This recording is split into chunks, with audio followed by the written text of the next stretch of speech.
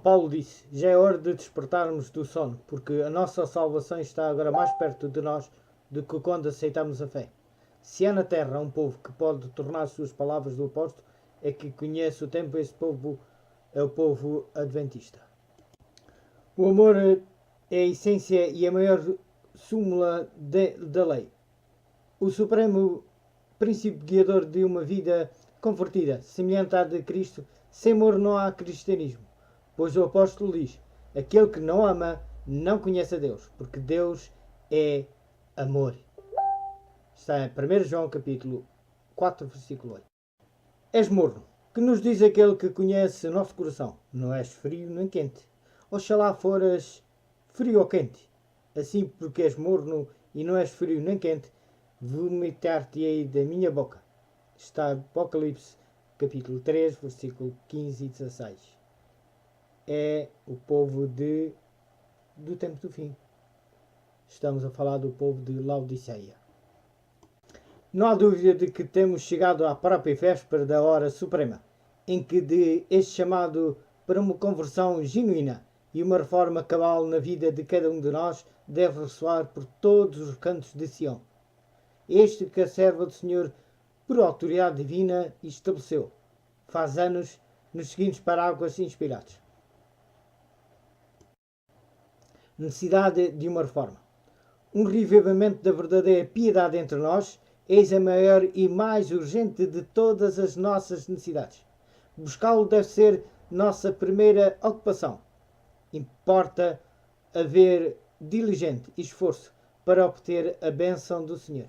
Não porque Deus não esteja disposto a outorgá-la, mas porque nós encontramos carecidos do preparo para recebê-la. Nosso Pai Celeste está mais disposto a dar seu Espírito Santo àqueles que lhe o peçam, do que pais terrenos o estão a dar boas dádivas a seus filhos. Cumpre-nos, porém, mediante confissão, humilhação, arrependimento e fervorosa oração, cumprir as condições estipuladas por Deus em sua promessa para conceder-nos sua bênção.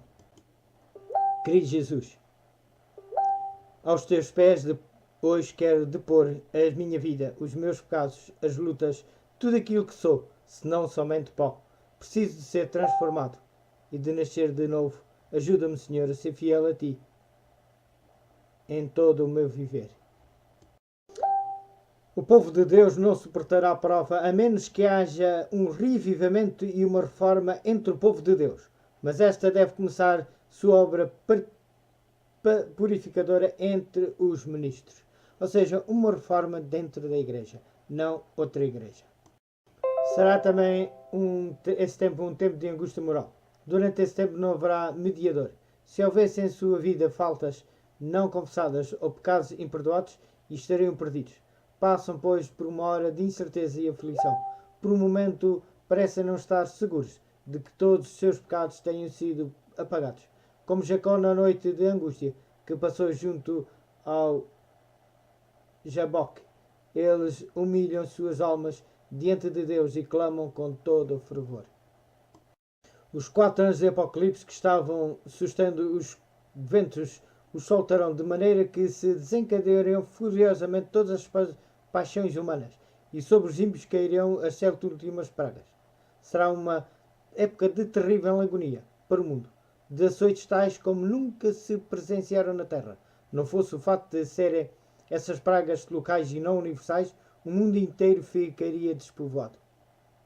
Contudo, os filhos de Deus não sejam afetados pelas pragas. Para eles, esta época será um tempo de angústia indizível, em duplo sentido. Será, em primeiro lugar, uma angústia material, com raiz na perseguição, despiedade de que serão objeto. Embora alguns tenham de perder sua liberdade e passem dias difíceis em celas e calabouço, a presença de Cristo e de seus anjos converterão esses lugares em mansões de luz. Muitos deles andarão fugitivos em lugares afastados, mas defendidos e assistidos pelos anjos de Deus. Como fator de assunto, porém, e em certa medida preparatório destes acontecimentos, ocorrerá dentro da Igreja de Deus um movimento de reformulação da vida. fruto em grande parte da pregação da mensagem da testemunha fiel. A chuva serôdia, a pregação intensiva e a terminação da obra, por outro lado, Deus deseja derramar sobre o seu povo a chuva serôdia do Espírito Santo, assim como a chuva temporal. Habilitou a Igreja Apostólica para proclamar as boas novas da salvação com sucesso por todas as partes do mundo. De então, este refrigerante eflúvio do poder divino permitirá que o povo de Deus, da atualidade, complete sua obra e alcance toda a nação, tribo, língua e povo. Este é o momento em que os filhos de Deus deverão preparar-se para sair das grandes cidades e em breve abandonar também as cidades pequenas. Depois que as 7 últimas pragas começarem a cair, quer dizer, depois de finalizar o tempo da graça, ou seja, durante o tempo de angústia, dar-se-ão os seguintes acontecimentos nesta cadeia. Primeiro ponto. A imagem da besta. O protestantismo apostatado procurará matar quantos não o adorem. Sairá um decreto de morte para os que observam o sábado, escusados que serão de inimigos da lei e da ordem e causadores de todas as calamidades que sacodem a terra, as pragas. O decreto de morte terá uma data específica para o seu cumprimento. Quando for promulgado, os filhos de Deus sairão de todos os centros povoados, inclusive das pequenas cidades, e se refugiarão nos bosques, nos desertos, nos lugares escarpados, onde contarão com a especial proteção de Deus e a assistência dos anjos, os quais lhe proverão alimento. Será um tempo de verdadeira angústia, em que os fiéis clamarão a Deus de maneira incessante e com todo o fervor, solicitando libertação. Os poderes aliados na luta contra Deus, sua verdade e seu povo serão o dragão, a besta e o falso profeta.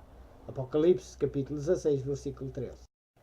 O dragão representa Satanás, neste caso particular, trabalhando por intermédio do espiritismo sob todas as suas formas, pagã, agindo nas modalidades do culto pagãos e de superstição cristã, amalgamando-me com os cultos protestantes ou católicos por meio de milagres e na base da doutrina comum da imortalidade da alma.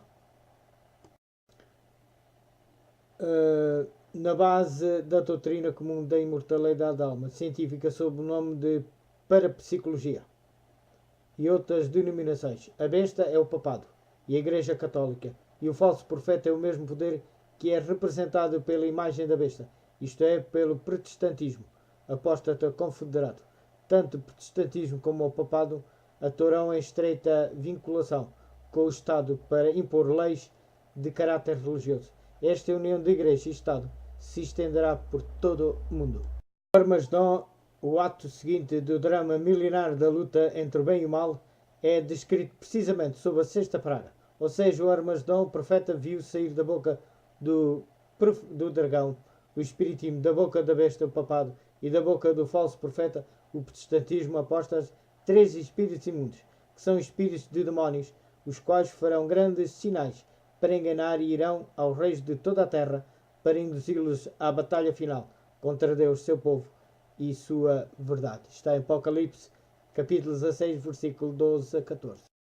Por todo o tempo que durar a perseguição, os fiéis contarão com a proteção especial do Senhor, bem assim com a companhia dos santos anjos. Em sua última fuga de emergência das cidades serão atacados pelos exércitos perseguidores, porém as espadas levantadas contra eles se quebrarão como se fossem de palha.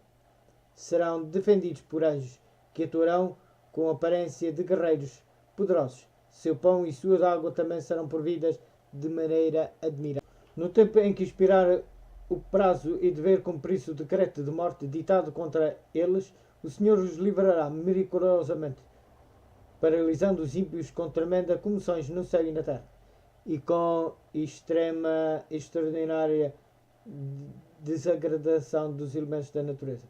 Em meio da confusão e da ira, os atacantes começarão a lutar uns contra os outros, destruindo-se mutuamente. Ouça a voz de Deus e ocorre logo uma ressurreição especial, pouco antes de aparecer nos céus o majestoso sinal do Filho de Deus.